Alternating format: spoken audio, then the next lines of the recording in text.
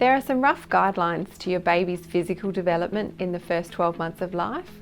We all know that babies should have tummy time, and that helps to develop upper body strength and strength along their spine and backbone for later movement skills. For those babies who don't find tummy time comfortable, it can be any short space of time where they are lying with their tummy down, and that can be resting on you, on your chest, having a cuddle, or any other position that they find easier.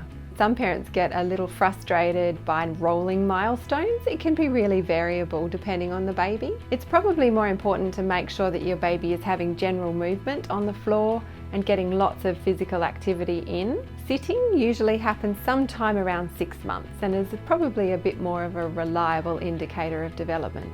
Crawling can be quite variable depending on the type of crawling. Some babies will commando crawl on their elbows and drag their legs quite early, but full crawling on hands and knees is usually somewhere around the 9-month mark. So babies will pull themselves to stand and cruise around the furniture holding on to things, usually somewhere from 10 through to 12 months.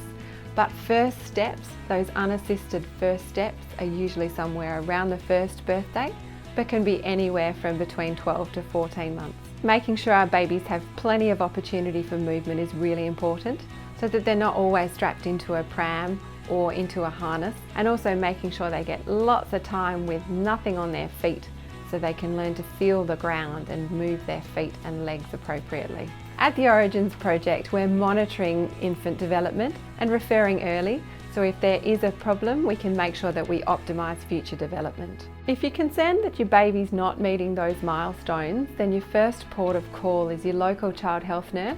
We have lots of them in the local communities and they're easy to access. Otherwise, your GP is a good option. And if the GP is concerned, they can also refer into the local child development centre.